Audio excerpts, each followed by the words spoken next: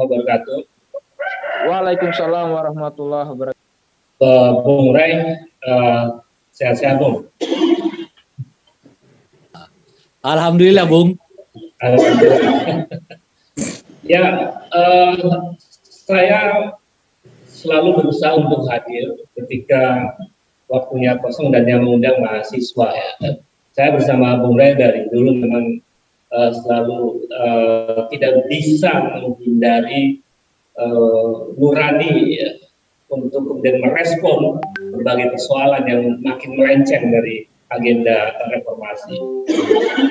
Kemudian yang kedua, temanya menarik karena ada semacam gerakan nasional ya yang dilakukan oleh HMI, NPO dengan satu model penting yang disebut dengan mimbar akademik, mimbar bebas. Lalu Bung sudah mengupas banyak hal tentang apa yang mesti berubah dan mengapa gerakan mimbar bebas itu terus harus dilakukan demi menjaga keseimbangan demokrasi dan menegakkan konstitusi, saya kira, untuk membuat republik ini makin demokratis, makin menjunjung hak asasi manusia. Nah, saya akan memulai dengan semacam refleksi di 98, lalu kemudian sekarang kondisinya seperti apa. Pada waktu 98 itu kita mencatat, misalnya pertama kita ingin agar korupsi itu diberantas. Kita ingin agar korupsi itu dieliminir. Maka kemudian hadirlah KPK. Pertanyaannya, apa kabar korupsi hari ini? Kan, ternyata kabarnya sangat buruk. Indeks persepsi korupsi Indonesia di mata dunia itu rapotnya merah. Angkanya 37. Dari skor 0 sampai 100. Tidak hanya skor indeks persepsi korupsi, tapi korupsi terjahat dan terbesar itu terjadi di episode ini.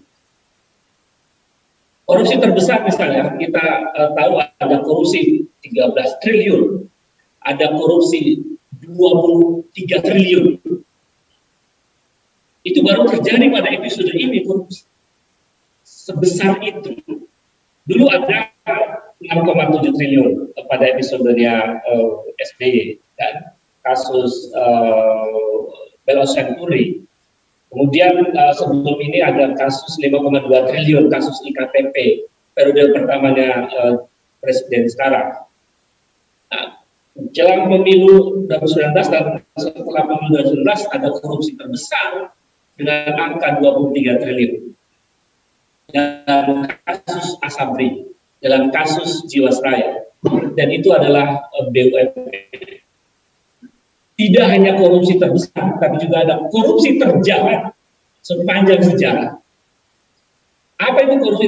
Mengapa disebut korupsi terjahat? Karena dia mengkorupsi uang rakyat miskin, bansos yang harusnya dibagikan kepada rakyat miskin, tapi dikorupsi. Itu kejam dan itu jahat.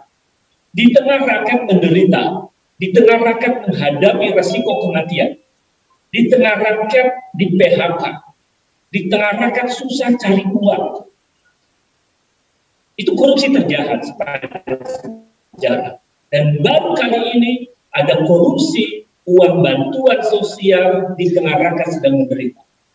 Jadi pertanyaan pertama, jika dulu kita ingin korupsi ini diberantas, dan apa kabarnya hari ini? Kabar hari ini korupsi sangat buruk.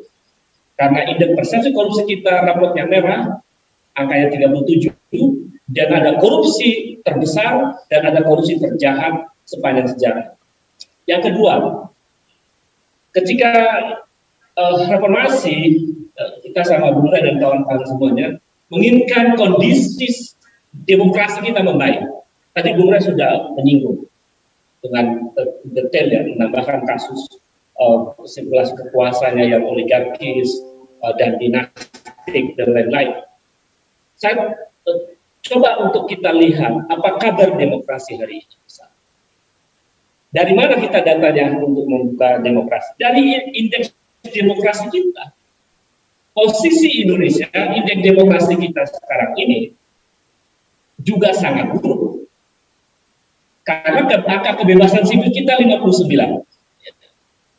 Angka indeks demokrasi kita terburuk sepanjang 14 tahun terakhir. Indeks kebebasan internet kita angkanya 49. Merah rapotnya.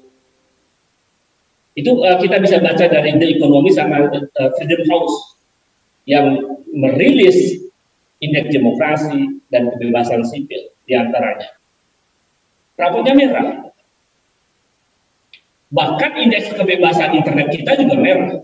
Freedom House membuat satu indeksasi kebebasan internet dan lalu mendeskripsikan dan membongkar semua negara. Bisa berada pada posisi rapot merah untuk indeks kebebasan internetnya, angkanya 49. Jadi, apa kabar demokrasi yang memburuk ditambah betapa besarnya peran oligarki dan berapa luar biasanya peran oligarki politik maupun oligarki ekonomi. Saya sering menyebut oligarki yang kejam ini disebut sebagai oligarki predator atau predatory oligarchs. Karena menindas rakyat, mereka hanya untuk menguntungkan diri mereka sendiri. Itu soal demokrasi. Yang ketiga soal hak asasi manusia. Hak asasi manusia juga buruk. Coba cari di lembaga riset indeks hak asasi manusia Indonesia. Ada skors untuk indeks hak asasi manusia itu dari angka 0 sampai 7 dengan sejumlah indikator. Ternyata indeks hak asasi manusia Indonesia itu hanya 2,9 dari rentang 0 sampai 7. Itu artinya rapotnya merah juga hak asasi manusia. Ditambah lagi sekarang pembungkaman di internet, kita penuh dengan ketakutan misalnya. Jangankan di internet, buat mural aja dicari seperti penjahat. Membuat mural dengan tema kritik sosial itu, dia adalah seniman, bukan koruptor, ya kan? Jadi ini yang membuat ya demokrasi kita makin memburuk. Dengan indeks kebebasan sipil yang rapotnya merah, dengan indeks kebebasan internet juga rapotnya merah, indeks demokrasi kita skornya 14 tahun terakhir adalah yang terburuk dalam sepanjang sejarah. Itu soal demokrasi. Lalu soal hak asasi manusia skornya 2,9, buruk. Lalu yang keempat, apa kabar ekonomi? Ya, kalau tadi hak asasi manusia kan mengapa dikupas, karena ketika reformasi kita ingin hak asasi manusia ini bagus. Hak asasi manusia ini harusnya dijunjung tinggi, ya kan? Tapi kan faktanya kasus-kasus hak asasi manusia yang lama, ya dari kasus termasuk kasus Munir dan lain-lain, tidak ada satupun kasus hak asasi manusia yang dituntaskan, tidak ada. Tapi ada kasus baru justru diciptakan pada rezim ini, yaitu kasus pelanggaran hak asasi manusia dalam peristiwa pembunuhan 6 laskar FPI di kilometer 50 tol Cikampek, arah Cikampek. Jadi kasus hak asasi manusia yang lama tidak dituntaskan, kasus baru muncul. Yang menyebutkan itu adalah pelanggaran HAM bukan saya, tapi Komisi Nasional Hak Asasi Manusia secara resmi mengatakan pembunuhan terhadap 6 orang pengawalnya Habib Rizik adalah pelanggaran hak asasi manusia. Itu soal hak asasi manusia. Lalu yang keempat soal ekonomi. Apa kabar ekonomi? Ekonomi kita buruk karena sepanjang 5 tahun terakhir angka pertumbuhan ekonomi kita itu standar saja 4,5,2 tiba-tiba mengalami krisis tahun 2020 kemarin. Kita pernah dalam kuartal kedua tahun 2020 itu angkanya minus 5%, dan secara totali 2020 minus 2,07%. Itu pengangguran bertambah setiap tahun 2,7 juta orang. Jumlah orang miskin juga bertambah 27 juta, ya, ditambah tiap tahun mungkin 2, lebih, ya sekarang bisa sampai 29 sampai 30 juta yang nganggur. Nah, orang miskin bertambah. Nah, artinya ya pengangguran itu kalau sebelumnya ya mungkin kira-kira sampai 10 juta ya sekarang. Tapi orang miskin itu tadinya 27 juta bisa bertambah sampai 29 sampai 30 juta. Itu jumlah orang miskin. Nah, jadi kalau jumlah orang miskin ditambah jumlah orang nganggur ya bisa sampai 40 juta itu. Ya, terus bertambah sekarang karena ekonomi kita memang tidak disparitasnya terlalu luar biasa. Klaim pemerintah angka pertumbuhan ekonomi naik 7%, itu year on year. Tapi kalau kita lihatnya kuartal on kuartal, ya hanya 3%. Itu pun angka pertumbuhannya modelnya bukan V ya. Kalau V kan turun terus naik. Yang pertumbuhan kita tuh turun, ada yang naik, ada yang turun ke bawah. Jadi jumlah yang naik itu karena pengaruh ekonomi elit, oligarki. Tapi yang jumlah yang ke bawah itu jauh lebih banyak. Itu yang dihuruf dengan huruf K, bukan huruf V. Bahkan sekarang ini cenderung W ya. Hurufnya W gitu, turun naik dikit, turun lagi jauh, belum naik lagi gitu. Jadi itu kondisi ekonomi kita terpuruk. Belum kita beban utang yang besar 6.500 triliun lebih, dan setiap orang sekarang berutang 23 juta sampai bayi, dan setiap tahun kita harus membayar bunga utang mendekati 300 triliun. Dan terus akan tambah utang ini. Tahun ini lagi cari utangan, stres ya Menteri Sri Mulyani, cari uang 500 triliun untuk menutupi defisit APBN, dan defisit APBN-nya sebetulnya lebih dari itu. Itu luar biasa kondisi ekonominya. Bukan hanya karena faktor Covid. Sebelum Covid mulai sudah kacau ekonomi kita. Dan ini karena soal tata kelola negara yang besar pasak daripada tiang dan hobi memakan riba dengan bunga utang yang terus bertambah. Akhirnya sekarang mengalami kesulitan besar keuangan negara. Ada kemungkinan BUMN kita akan mengalami gagal bayar. Kemungkinannya besar. Dan karena Garuda sudah bangkrut. Jadi salah satu ekonomi kita itu bisa bertahan kan diantaranya dari pajak rakyat. Pajak rakyat sampai kurang lebih 1.500 triliun. Kita butuh uang 2.500 triliun setiap tahun. Nah, yang 1.000 triliunnya dari mana? Dari BUMN. BUMN-nya bangkrut. Maka cari utangan. Jadi bayangkan, ekonomi kita luar biasa beratnya. Itu belum bicara soal orang miskin, bicara soal PHK yang sekarang juga makin banyak dan seterusnya. Jadi apa kabar ekonomi? Ya buruk juga kabarnya. Yang terakhir, yang kelima, COVID-19. Cara mengelola COVID kita juga sejak awal sudah keliru karena tidak menggunakan Undang-Undang Nomor 6 2018 secara benar. Rezim ini terkesan mengabaikan Undang-Undang Nomor 6 tahun 2018. Perintah lockdown DKI Jakarta, ya, keinginan aspirasi dari masyarakat dan gubernur itu ditolak. Itu bulan Maret tahun 2020 yang lalu. Akibatnya ya menyebarlah COVID kemana-mana, dan arogan pemerintah pusat pada waktu itu dengan respon bencana dan seterusnya. Kita sudah bahas soal ini, dan akhirnya bulan kemarin kita menjadi tahu bahwa rezim ini arogansinya akhirnya terbukti ternyata tidak mampu menghadapi gelombang COVID yang luar biasa. Rumah sakit semuanya kolaps.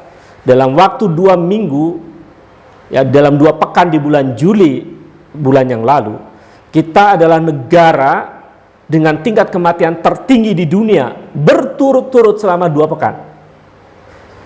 Dan Teman-teman perlu tahu bahwa dari 115.000 yang meninggal itu ada ratusan ulama, di mana mencari ulama itu begitu sangat susahnya sekarang. Bahkan mendekati 1.000 orang ulama, para ustadz yang biasa mereka mengajar ngaji anak-anak dan membentuk moralitas warga negara. Dan di antara 100.000 lebih itu ada dokter dan tenaga kesehatan yang meninggal, yang tak tertolong. Dan kita betapa susahnya untuk mencari dokter, betapa susahnya untuk mendidik orang untuk menjadi dokter. Dan di antara 100.000 lebih orang itu yang meninggal, ada ribuan cendekiawan, intelektual. Dan betapa susahnya kita mencari profesor. Teman saya satu program studi ada profesor yang meninggal di usia yang masih relatif muda. Kalau keluarga saya, kakak saya juga meninggal karena nyari oksigen susah sekali pada waktu itu. Artinya apa? Saya mau mengatakan 2 pekan Indonesia berada pada negara yang tertinggi kematiannya di dunia, itu bukan karena kesalahan warga negara, tapi ini kesalahan pemerintah. Karena arogan dan tidak mengantisipasi kemungkinan seperti itu. Buktinya kelangkaan oksigen, rumah sakit kolaps, dan lain-lain. Ada yang mengatakan, pemerintah mengatakan, pihak pemerintah ya, itu kan salah orang yang karena nggak vaksin. Itu logika yang keliru. Mereka yang meninggal itu banyak kan komorbid. Nah, komorbid yang nggak bisa vaksin, nggak boleh. Ya, karena waktu itu belum ada vaksin yang terbaru yang bisa digunakan untuk orang-orang yang komorbid. Jadi argumen pemerintah keliru. Nah, saudara, saya kira di penghujung ini saya mau mengatakan bahwa rezim ini memang catatannya rapotnya merah. Dan saya melihat dalam perjalanan ke depan akan terus menghadapi kesulitan besar. Dan pada titik itu kita mesti menyelamatkan republik ini, menyelamatkan negara ini ya, dengan berbagai cara, dan tentu saja cara-cara demokratis, cara-cara konstitusional itu adalah cara yang terbaik di dalam melakukan perubahan di sebuah negara. Jikapun kemudian ada cara-cara ekstra konstitusional, pada akhirnya itu adalah kehendak rakyat. Jadi bukan sesuatu yang diinginkan oleh segelintir orang, tetapi bahwa perubahan untuk menjaga marwah dan agenda reformasi dan lain-lain itu adalah kehendak rakyat banyak, bukan kehendak segelintir elit kekuasaan.